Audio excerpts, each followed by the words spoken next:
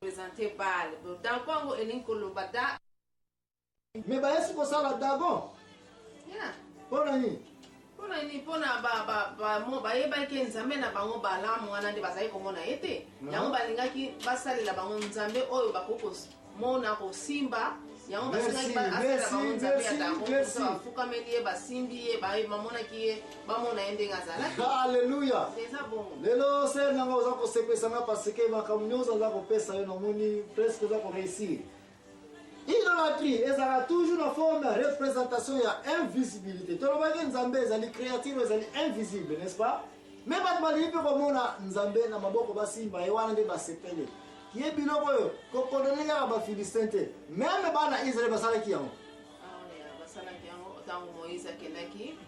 Tango bayokete Moïse azalika koloba ete la kisabison Nzambe, la kisabison Nzambe wapi Nzambe to mona kate to limito za Nzambe o pe oui to ndimi na Nzambe azali mais to limite to simba kaye représentation na mbele ezala déplacement ba yeko sala nini Nzambe ya ngombe basali mwana ngombe nde wana komangi Nzambe na ya o ta Moïse ke na montagne aro ateli bango yango apesa wale Nzambe na bino yeyo ba Philistins pendenge moko bazali ko croire na balame Nzambe na bango mais il faut ça représenter na mabele na image moko boy image ngo qui est yango na nini Dagon de yowan pona tokene mosika te tomeka mpe ko regrouper makanisa bandeko nyonso ndeko na ligne comprendre que tout ce qui est idolâtrie ezaka toujours na rappel que mutu alingi komona eloko asimba ngo na nini na maboko nde yango naza komona tokolobela yango bato bakendaka toujours kosala ba idolâtrie kotrouve banganga kotrouve bamagicien suka ta bazongaka bayaka toujours na nini bayaka toujours na babiloko na bien keko ou bien chaînette ou bien keko bien chaînette bien singa bien moi eloko moko eza korepresente force moko boye ezala liye na makanisi noke oyo oza kosimba yango oyo oyo oza komona merci mingi makanisi ya mutu ezali nini force ya mutu n'est-ce pas mais poto continuer na matière na biso ya mpoko ya lelo oyo mama Ani pesa biso lisusu exemple mosusu oyo oyebi ya idolâtrie parce que tomangi na Baal qui est ya source ya munene basala tempelo batia représentation na kati kuna Dagon temple yango oyebi ezalaka na 7 mètres na likolo kokende boye ina fait de 150 mètres kaka tempelo basalaki ekeko wana ya Dagon mais tokokende kuna te tolobela yango déjà pesa biso exemple mosusu biblique oyo boyi kozala nango eza kolakisa ete bato oyo bazali komona ete sorte ya idolâtrie eleka na Bible neti bazodiaque basine de zodiaque horoscope nyonso wana susu horoscope oyebi se nanga nini yango lisusu bon wana ezali lokola bato bamona koloba onga nazali lion scorpion scorpion taureau nyonso et puis bato bazali kokroire ete soki mwa oyo ekoki obotama to lelo tozala date nini basine tel bachance koya bamakambo mabe koyela yo bato baza koconsulte basine de zodiaque mpo bapesa foi na bango na confiance ke ekeba mikolo na kosala boye te mpo na nini cancer ekosala boye parce naza cancer naza lion naza scorpion naza mbisi bamipesaka déjà bagroupe bref bato bakenda koconsulte basine les zodiaques qui est horoscope na bato mosusu mpe olakisi su nini loboko na bapomme n'est-ce pas po atala banzela ya na yo ya loboko soki oza na chance to nini koyela yo oyo nyonso merci ser nanga ezali sine ya baidolâtrie na bible mpe ezali kopekisana na mokanda ya Deutéronomie chapitre 7 wapi lisusu oyo Nzambe na okoki kolakisa biso ete bato bapesaki makanisi na Nzambe moko boye erepresente sine ya idolâtrie neti bamoabite Nzambe na bango ya Shemosh ya bamoabite banani lisusu bazalaki na Nzambe na bango et puis bamaloke Moloch ya bamaloke lisusu bazali wana kutu bazali kosakrifie bana neti chaque année bakosakrifie bana merci mingi se nanga likambo kosakrifie tokolobela yango lisusu et puis Nzambe na Diana lisusu oyo azali korepresente 12 mabele oui.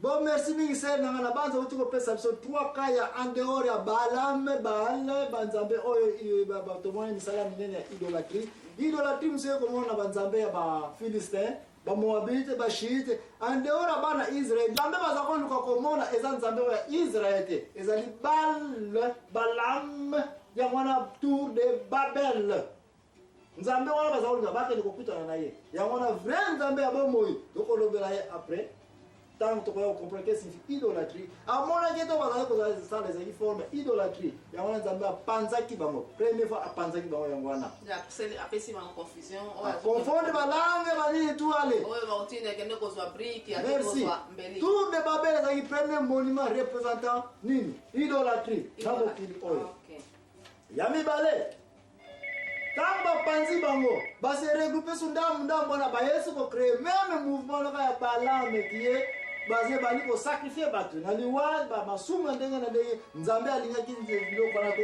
nzambe ko panza bango sur na deuxième tour ani na tour de après tour de Babel ayeko panza bango sur na tour nini sisi na tango ya Noé ayeko kotsa déluge mai apanzi batu nyonso na mabele provoquer na mamisala oyo ya idolâtrie ya église to secte to croyance ya nani ya Balaam. Okay. Babylone. Osema kama Babylone. Oui, yebisanga mpe nini yango yebina tu Babylone. Bon, Babylone ezali kaka baza koluka susu bakutana suna nani. Non, Babylone place chez na place oyo échoué lisusu. Parce que Babylone ezali ville oyo ezalaki na Moyen-Orient, bat balingai ko sambela te. Nzambe atindaki nani? Basali na ye bakende koteya na mboka ya nini? Ya Babylone bat balonga na kobomana na masumu na bikobo baboyaki. Yango na Nzambe asalaki nini na Babylone? Abikisi kaka nani? Lot kaka adimisi Lot na mwasi na epe mwasi na lela pe babiloko wana apoyaki a tourner a commencer ekeko ya nini ya Mungu menine ya kitama tournaki Babylone eza kosala nini eza kosika komba Babylone komba ya Babel nyonso ezali kaka rele na Baal banzambe ya banani ya Bafilistin deko na ngai kokende mosika te na tango tokozonga ngai l'impresario Joachim Ezambwana na kotester sous connaissance ya mama Annie concernant Baal na représentant na bango ya ekeko na bango na babengi kombo nani Dagon merci muntu kokende mosika te se na préparer Dagon okokima te na bapesa ezali koya nakima alisusu te okoyisu koyebisa bandeko nini yango comprendre na Dagon. Bon, Dagon ndenge olobi Dagon aza ko représenter Nzambe na ya Balaam mpona donc physiquement quoi. Amuto kozonga le na kozongisa moyun notuna na yo merci mingi sir Ani.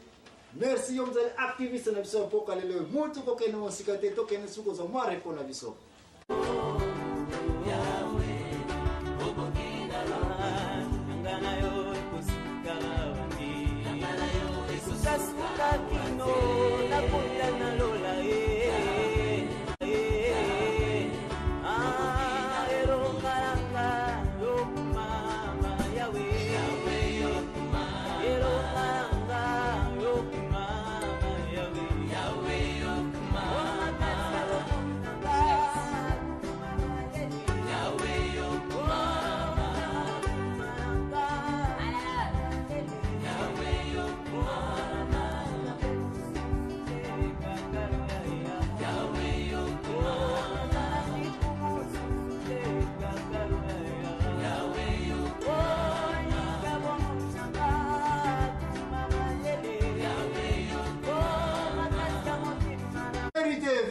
Vérité bandeko ezali émission ezali présenté par l'impresario Joachim Ezambwana na mama Annie mutu azali l'activiste du jour mama Annie okoki kopesa biso rappel ya nini yango touti déjà kolobela awa concernant mateya na biso oyo ya pokwa lelo concernant l'idolâtrie.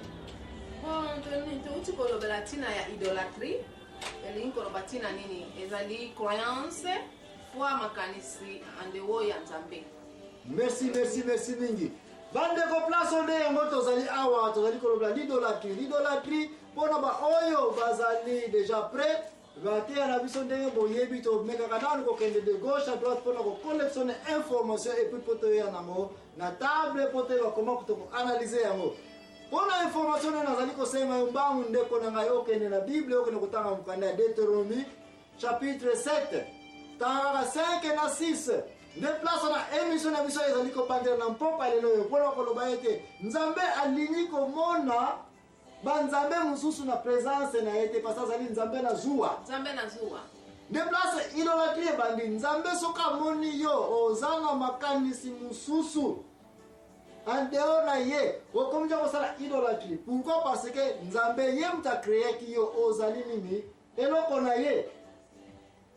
Ye muta propriétaire na yo. Ezali tia mutu soko tongi ndako mo ezali ya yo okoyi kosala ngo eloko nyonso olingi kosala. Ozala mutu okoyi kosala mutu kana eloko nyonso olingi kosala. Nzambe asala biso a créé biso alingi pe tozala kaka bato na ye. Mais alingi te tokende susu kozala na bato mosusu. Ezala lokola mobali alingi komona mbanda te. Ezapela lokola mwasi alingi komona mobali aza na maboko ya mutu mosusu te. Nzambe azali nzambe ya zuwa. Mais mama ani wana ezali kaka mwa rappel mpona bandeko bakende kotanga na Bible na Deutéronome 7 5 na 6 place matin ezali kolekela. Mais nazongi lisusu na place oyo olobaki ete Dagon ezalaki ekeko, n'est-ce pas?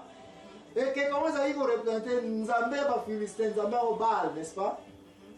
opesi biso description te ekeko oyo ezalaki na mutu lokola ya mutu na maboko. Me makolo ezalaki te kisuka ya mbisi neti kaka bato baza